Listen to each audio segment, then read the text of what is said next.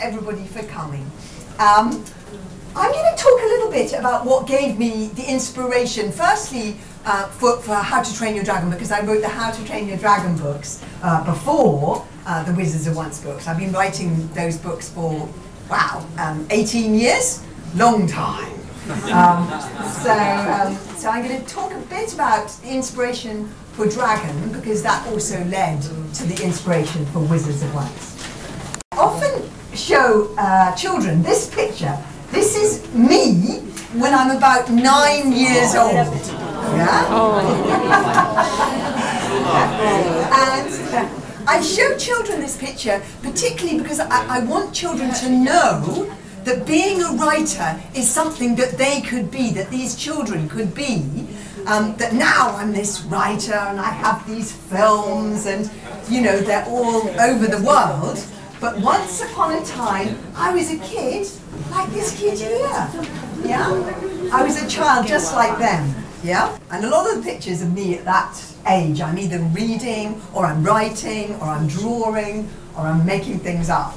And I say to children, you know, this is something that you could do once upon a time. I was a kid just like you. And I'm writing and reading in rather an amazing place.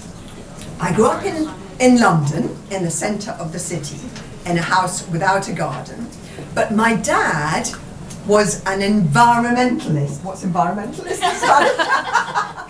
Defensor del medio ambiente. Yeah, he's an environmentalist. So he was a mad keen bird watcher. He was chairman of a society that protected birds. So every year, from when I was a baby, we would be...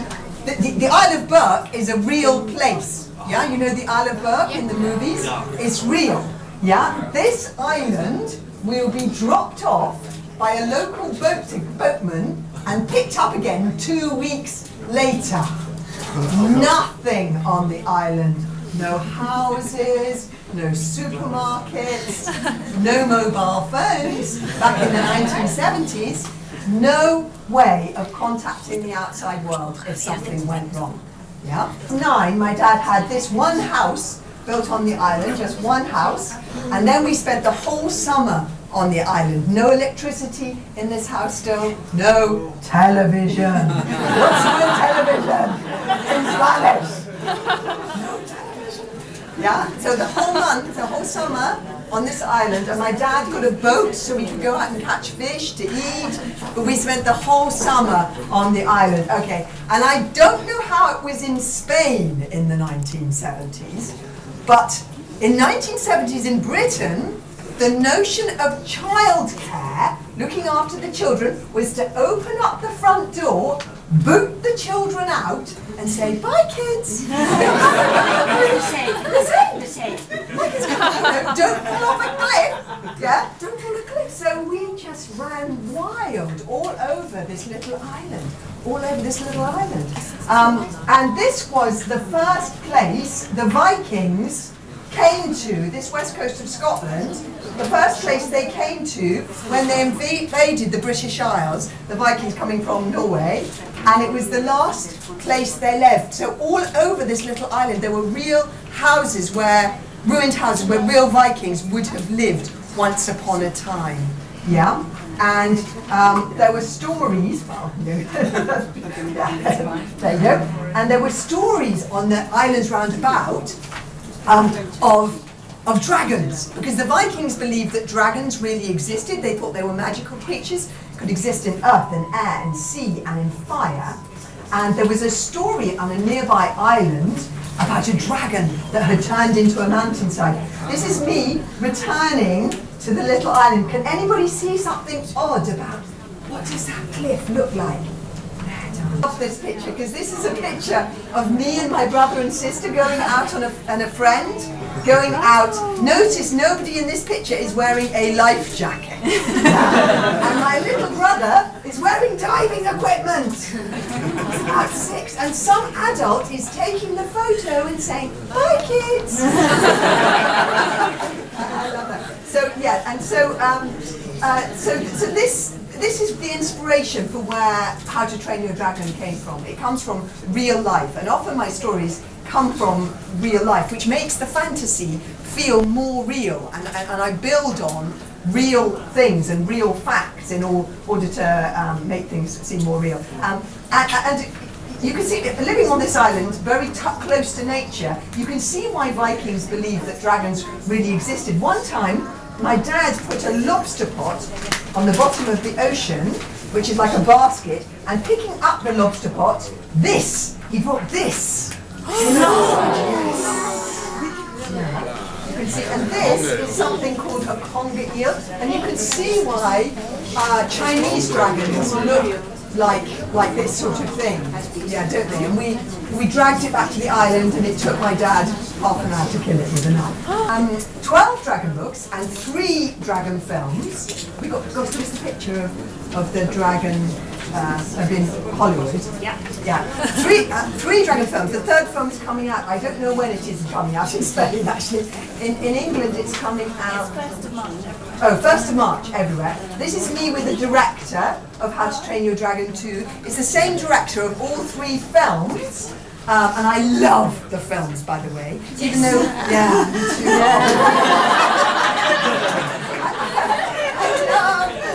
I love the films, and I'm very close to the director and the whole team. I think you can tell at DreamWorks Animation, even though they're different in some ways for the books, 12 books, not 12 films, 3 films.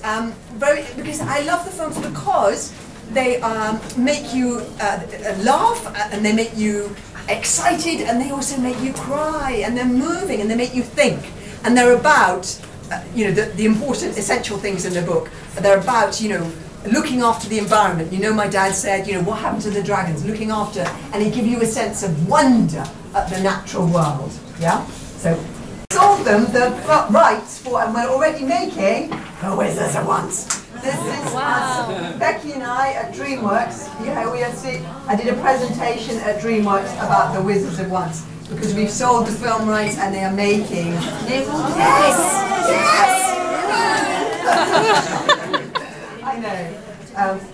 This is good to tell children so that they know you don't have to be on an uninhabited island off the west coast of Scotland to think up ideas for stories. Stories are all around you. History is all around you.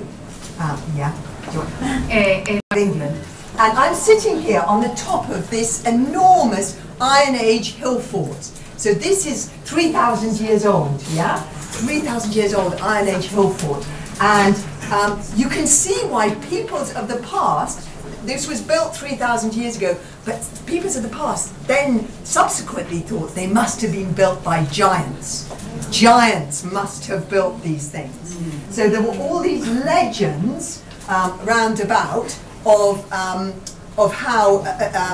giants, and believing that giants really existed. I've got another picture here that can show you how have you got the fort? Okay.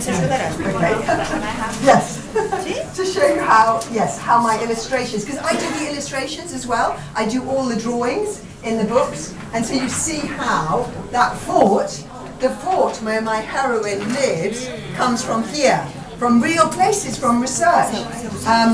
And this, this was a nearby hill. This is me again, age 6. And this is a nearby hill called Fairy Hill.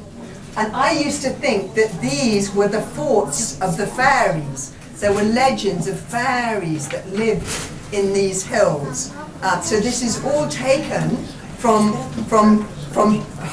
myths and stories from the countryside that were all about me in the countryside when I was growing up. Fairy stories, coming from, and somebody like Peter Pan, the guy who illustrated Peter Pan lived nearby in Sussex, because there were all these legends of fairies being real. And a nearby forest where the trees were 3,000 years old, and you see how these trees look like they're growing feet. And again, Tolkien, if you think of the Ents in Lord of the Rings, and you can see how these trees begin to feel like they're alive. And all of this natural history, exploring this history on my bicycle, on my own, 1970s, was what gave me these ideas for the stories. And so I'm beginning, we should pass them around. And so this is where my hero lives, and my hero lives in Wizard Fort. Yeah. So this is yeah. Yes, thank you. You can just pass them around. Yeah. Shall I talk a little bit about the sprites, or shall I move on to something like you've never seen before? So I sort of based them on insects, but also old-fashioned ideas of fairies. This is Arthur Rackham, you know, who did Peter Pan. So these are old-fashioned ideas of fairies, but also make them feel like something you've never seen before. So I looked at lots of insects as inspiration. So it felt modern and traditional at the same time. The actual sprites, which I think as well.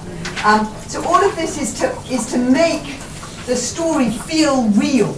All of this research is done to make the story feel as if it is really true. And it's so important to do this research. Animators also do this research into the way that birds fly, or you know, yes, this is my eventual picture that I put in of the sprite. And you can see the insect influence, but also the influence of Rackham, of Peter Pan, in that. And all of it makes it feel like it's, the fantasy feel like it's real. Is about, I mean, part of it is about, quite simply, I really wish I was magic. I mean, who here in this room has never secretly wished to be magic?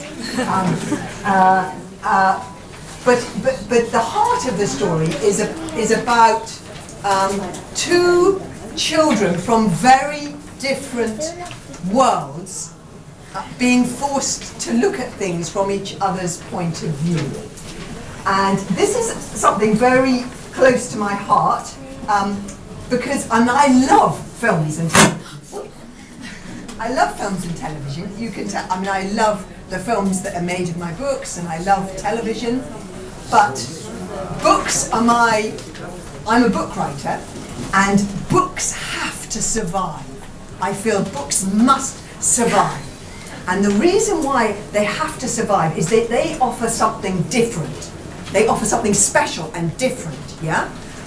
Things that happen on a screen happen out there. And in a book, they happen inside your head, yeah? You are that person, yeah? So there's a lovely quote from a book I adore called To Kill a Mockingbird, which is walking around in somebody else's skin, yeah? We particularly need to work together because I'm afraid these books are scary as well as funny, and you know, because the witches are supposed to be extinct, and they're going to need to fight together. They band together to fight the witches. At the very beginning, they find this witches are supposed to be extinct, but they find this gigantic black feather. Could this really be the feather of a witch? Yes, it could. Yes, it could. So they're going to need these fantasy books, which I hope, I mean, I love writing them. I always make myself laugh, and cry and be frightened and think when I'm doing it. But they're at heart, you know, they're supposed to make you feel that magic might really exist, and impossible things can happen. But at their heart, they're about empathy. So is that enough? That there are any right or wrong answers? Yeah. This is just my personal view. Everybody has very strong opinions about this. But my personal view is what you want is a wonderful film. Yeah. You want a wonderful film, and I don't want to write my books as if they are screenplays. Yeah. I don't want it to become so that because books are something more than that. Books offer something different. Books are about language, they're about empathy, they're a thinking medium, they're a word medium. I enjoy words, so I want to revel in that. I also, as a children's book writer, I have a mission. I want to get children of today reading with the same excitement and pleasure that I read when I was a kid. And that's why I write 12 of the books, yeah? Because you get them hooked on one book, and then they've read all 12, and by the time they've read all 12, yeah, they're a great reader, yeah?